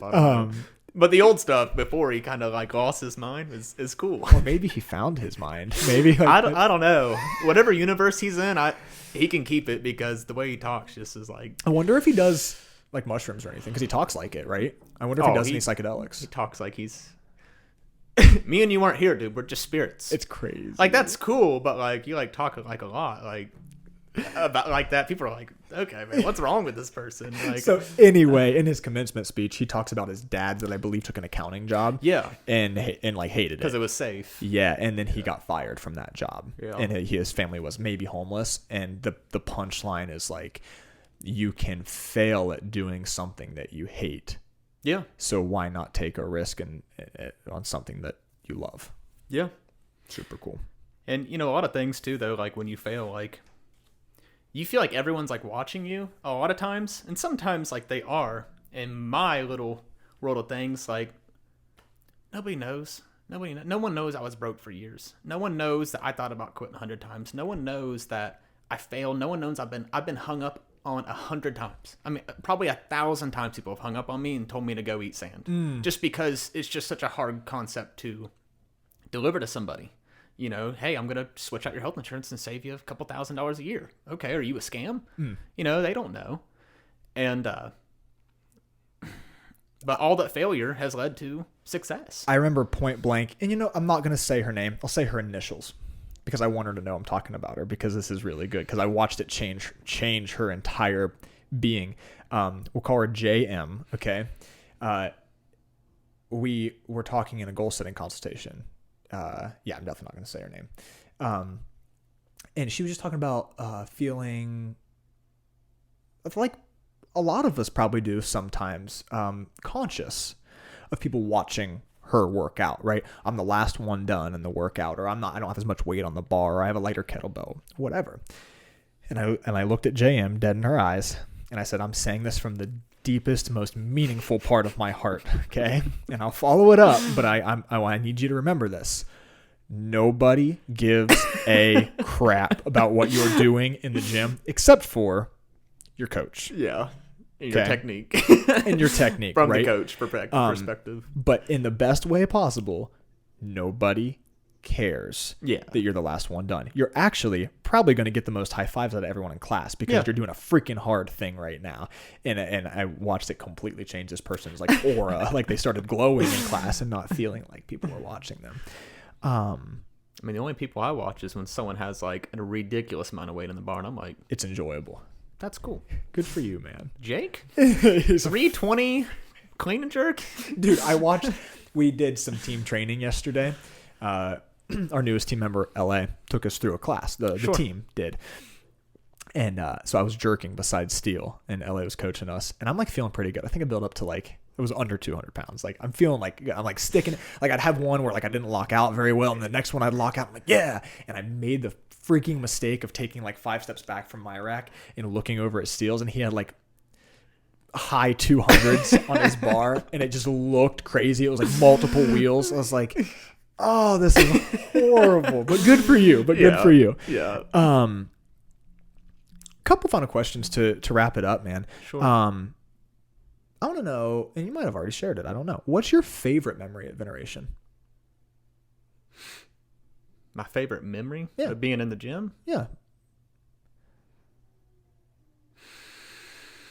It could be your biggest accomplishment. It could be somebody else's accomplishment. It could be an event. I just think, just if I look back on anything, just some of the first times I was driving to the gym thinking, I'm in. Like, this is cool. Just waking up early in the mornings, just cruising through the country, you know, and just pulling up at the gym like, it's time to rock and roll today. I mean, it sounds like living life, dude. And just like after the first couple months went by, I'm just like, wow, I can do this, you know. Even though some of these girls are uplifting me, I'm gonna be here, you know. Like this is, I can do hard things. Yeah, that's some of my favorite memories of the gym, and just the energy. You know, the gym has a wild energy to it. You know, like if I get done working out at the gym, I'm going home in a good mood, right? Just that's awesome. Yeah, I just completed a workout. Let's go. That's super cool. What would you tell someone? Nah, I don't like that question. Boo. What do you wish someone would have told you before you started at Veneration? Start it sooner. Oh, that's cool. Yeah. Cool. So I put it off for years. You know, I just put off my health for years, man. For what? for nothing. Because I was afraid to work out, because I was afraid to commit to give up a bad habit lifestyle. Like, I just wish I would have got in there earlier. I don't know. What I would like people to take away as we wrap up, and you don't need me to summarize your story, dude. It speaks for itself. It's freaking awesome.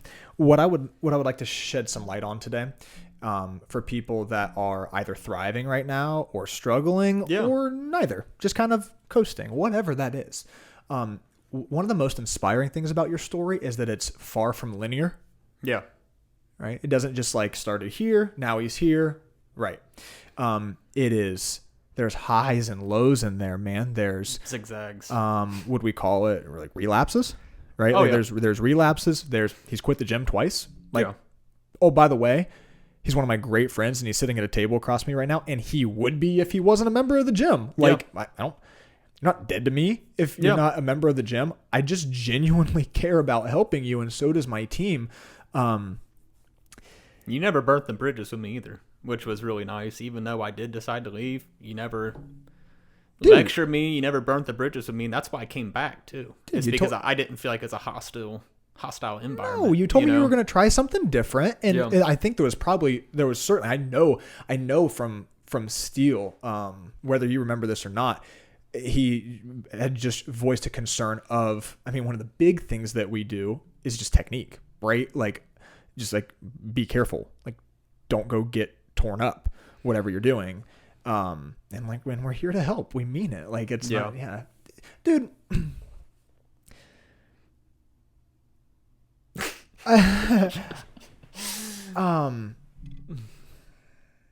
You know what? I'm gonna save that. I'm gonna save that comment for that. It had nothing to do with you. It was about, no, I'm gonna say it. I think it's healthy. You gotta say things. I could get hit by a bus today, and I would go to the grave without saying this. Yeah. Guys like you and I, we're not stupid people, right? We might not be the smartest people walking around. We're not stupid. And like, in this day and age, like, if you want to make $1 million, like, there's a lot of ways to make $1 million. Yeah. Okay. If I wanted to make $1 million next year, in the next couple of years, I wouldn't own a single gym in Johnstown, Ohio, with a population of 5,000 people. Right. Like, I'm not saying I don't like making a lucrative living and I don't like the finer things in life. Like, I have different revenue streams outside of the gym. Like, but rest assured, it's just our topic of you like leaving and coming back. Like, anyone listening, if you have been a member at Veneration and left and you're not here right now, like, rest assured that I genuinely give a crap about you. And like, there's not like weird feelings or anything, because like, we're just here to help. We're just here to help you improve your life. So now I feel better after saying Don't hate me, buddy. Oh, we just love each other, dude. Like, don't hate out there. Like Jim Carrey says, like, we're not even here. Bro, that's what I'm talking about. No, dude. Yeah, you start talking like that, I'm out. I want to live in non-log land, bro. But no, I agree with you. I agree with you. If you could remove any barriers in your life right now, what project would you pursue? Any barriers? Any barriers in your life? Dude, do you have barriers? If I think hard enough. Yeah. I really wish, I guess this sounds stupid. No, say it. I really wish I could gravitate my business to more people reaching out to me instead of me reaching out to them. And I feel like that would allow me to thrive a lot more. I'm just too lazy to make online content to try to promote myself. I'm just too lazy. I just spend so much money on advertising versus just promoting myself like organically, starting a website and everything. We'll talk about it. I think that's one of my biggest barriers in my business career is just not putting out content. Like you, I'm kind of afraid to market myself. You've marketed yourself so hard. Because it's not marketing, it's storytelling. We're just telling the truth. You just like what you do is great. You help people, like, and it's old people too. Like, they're a harder audience to reach. Sure. They're definitely a harder audience to reach. Sure. And it's not like I can post someone and reach a bunch of 11-year-old millennials.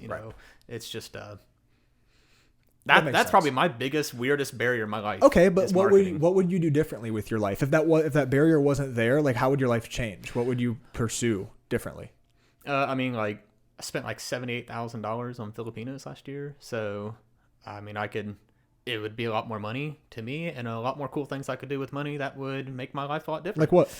Like I could have bought a house instead of be written right now. I could have a lot more capital to do things with. I could hire an employee. I really want to hire my first U.S. employee here, but I don't have the capital to do it right now. Sure. It's all tied up in my business and tied up in Filipino marketers. And, yeah, like I see other people in my industry that are making $10 million a year that have 30 employees working for them.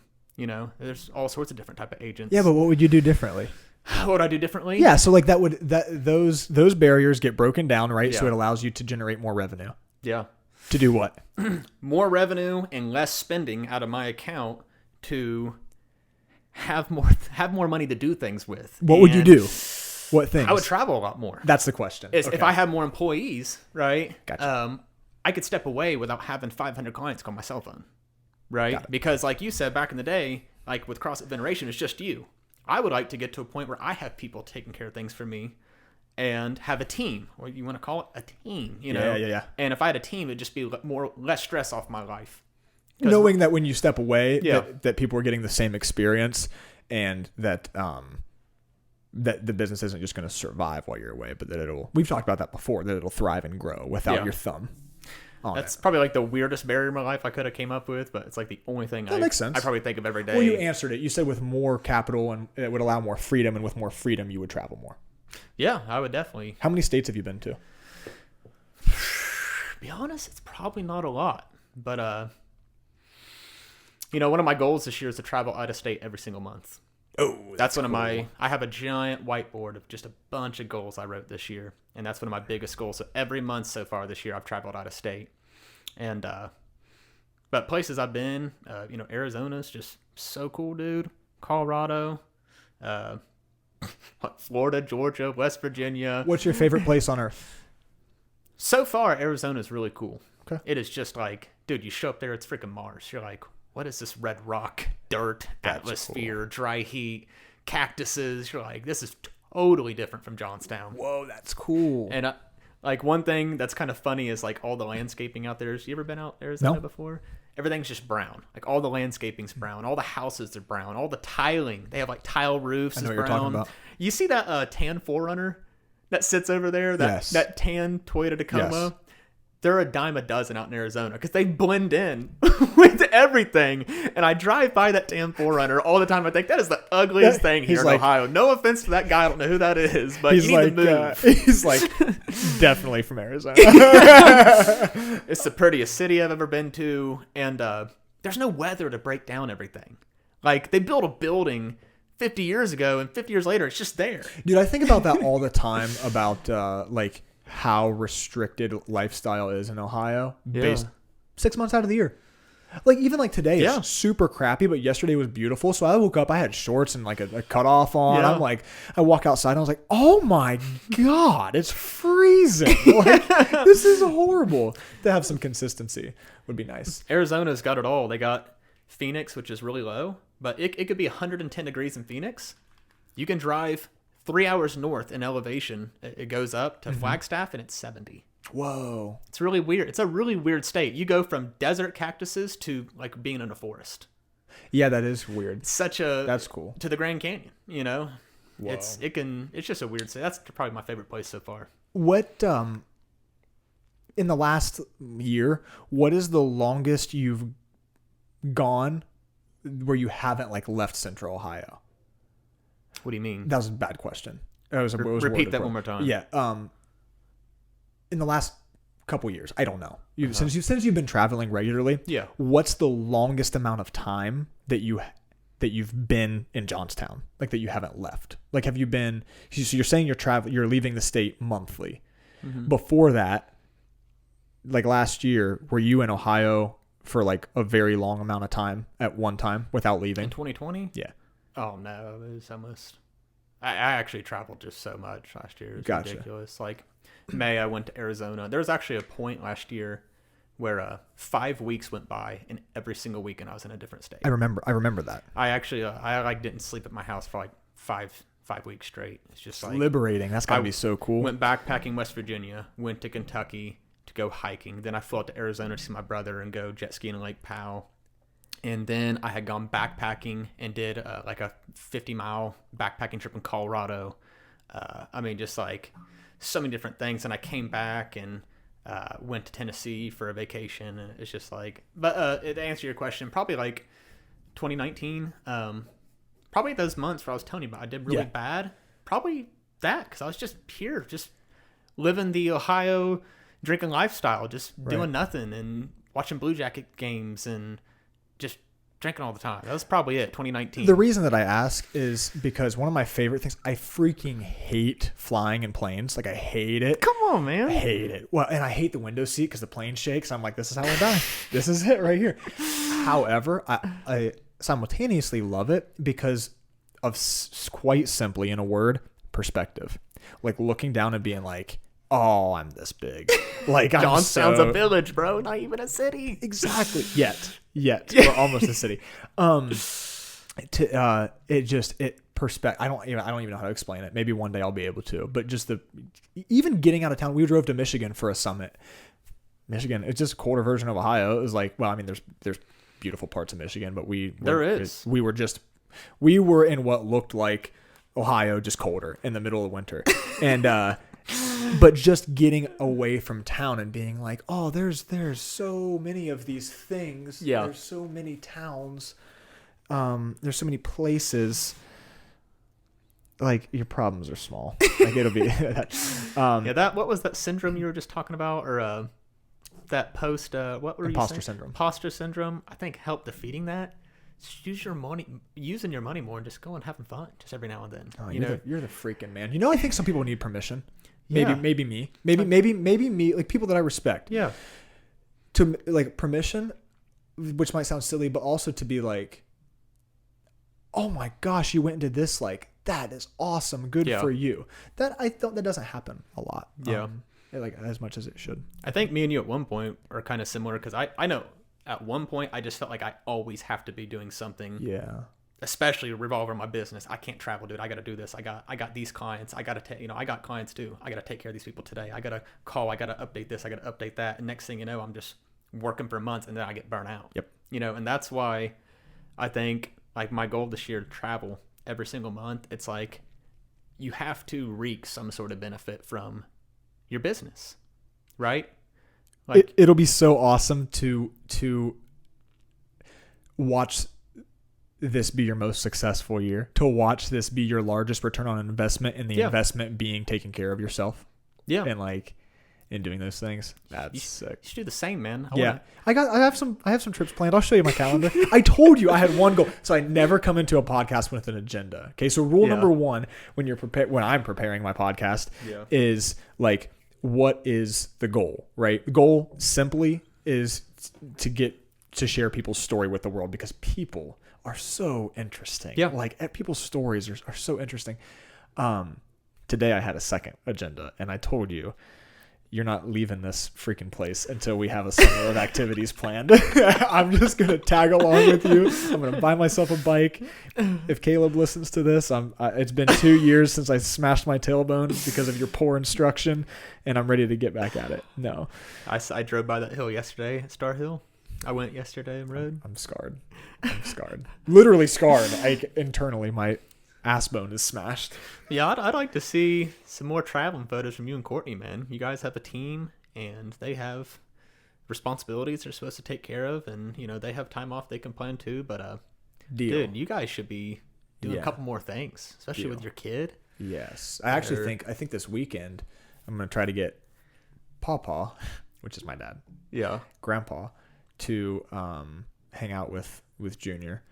And I think Courtney and I are going to go hiking to catch the sunrise is going to happen. So do you know where? Not yet, but I'll get. I got a really cool place to recommend in Hocking Hills. That's actually not a park. That's kind of in the backwoods. Here's a fun fact. Do you know that's where I proposed? Really? Hocking Hills. So there it is. See, I knew it. I got so much out of today, man. All right. Hey, we're going to wrap this up. I got a couple final things. Before if we still have you at 2, anybody listening at 2 hours, right? You are a freaking trooper. This has been a blast. But Yeah. I got a couple things to say before I ask my final questions to you. Okay. As we bring the episode to a close, I do want to remind our listeners to submit any questions that they have for myself or for the coaching team when I have the coaching staff on here. You can submit those questions in the YouTube comments. You can submit them on the Facebook page. There is a large chance that they get lost if you do that. So what I would recommend people do is email them to me, storm@crossfitveneration.com. I will not miss them there. If you have questions for my team to answer, it can be any, like if you have a question that any coach can answer, or specifically if you're like, Coach Gabby, I have a question about this. When she is on, I will ask her that question. So whether it's fitness, nutrition, or mentality related, or anywhere in between, we'd love to answer your questions. If you found any value in this episode, and there was a ton in there thanks to my man Hunter, please consider paying it forward and just sharing it on your media pages. Okay, you can subscribe if you want. I mentioned that at the beginning. I'd love for you to get notified of when we put out new episodes, but most importantly is just sharing it to share the value that you found with the people in your life. Finally, if you or a friend would like to begin your health and fitness journey with us, this is not a plug. This is a genuine offer to help. I would like to personally invite you in for just a conversation. Okay. On day one, we don't even work out. Hunter can tell you about that. You can head over to CrossFitVeneration.com, or there's a link in the show notes where you can book your free new member consultation. You'll have our complete undivided attention. We're going to team up with you to learn about your story and your goals, and we'll get you on a custom action plan to bring them to life. He will. We'll do that. I promise. Hunter, I'm going to play the guitar in the podcast. Yes. We didn't talk about guitar, but I heard you play guitar. You can't play it unless you sing. You can't play it unless you sing, which is amazing. Go to his Instagram page, which actually leads me to my final of my 2 questions. How do listeners connect with you? Because you're a cool dude. They're going to want to reach out. I'm just simple, bro. Just probably Facebook. That's just where I post most of my stuff. It's where people watch it. Cool. Do you edit your own videos? Oh, yeah. How else are you supposed to do it? I don't know. If you have a guy. I've been making videos since 2015. They're sick. Thanks, man. Thanks. I use them for inspiration. Like when I'm when I'm just in Johnstown, like doing nothing, I just pull up your videos. I'm like, I got to get out of here sometimes. Yeah, I saw it's like 2015. I saw like Blake Ashbrook. I don't know if you remember him. Oh my gosh, I know the name. They live here in Johnstown, but I just saw this random video of him throwing a football and someone driving by on a jet ski, and they caught it. It was Ben Schmidt. I know. And and it had it was edited with some music. I'm like, I want to make a video. Literally that one video started me making videos, and that's why I make videos. Yeah, it's awesome. Super awesome. So people can connect with you on Facebook. Yeah. This is the big one. This is the big question to bring this thing to a close. What defines, in your terms, a successful life? What defines a successful life? To Hunter Atwood. I think what defines a successful life is you just being okay with your life. You just not being in pain and not struggling all the time. Being able to wake up and just feeling okay with yourself, Because for years when I was miserable, I just always wished I'd do something different, and I just kept building bad habits. And now that I look back on that, I'm so happy. So I feel like what defines a happy life is when you wake up and feel at least relatively good about what you're doing, and not like you're stuck somewhere. I think that's for me. I can't imagine being stuck, still doing what I used to do. Other than that, and being healthy. I mean, there's other things, but that's just the mind goal. I love it. I don't know. I'm trying to come up with some good answers, guys. It was very good. Very good. Not too high, not too low. Nice and content, and just. I think what defines a happy life is just being a billionaire. If you don't do that, pretty much you might as well just. If you make the key to happiness is make $1 billion. If you don't make at least $1 billion, you might as well go to the grave just feeling worthless. That's. Which would definitely be the opposite of everything you've described today. So, dude, this has been a blast. I feel better. I feel like a better person for having this conversation today, which man, I like to, I wrote this out in my vivid vision. I like to be the dumbest person in the room. Today I feel that. Today I feel like I'm in the presence of just a straight up good dude. So thank you for your time. Thank you for sharing your story. Sweet. I'm excited to see what you do next, and we'll definitely do this again as long as you're down. Cool. For sure. Maybe So like a year recap, eh? yeah, maybe 6 months. We'll see. My friends, we will talk to you next time. Stay safe. Keep moving. Stay hard. Bye, everybody.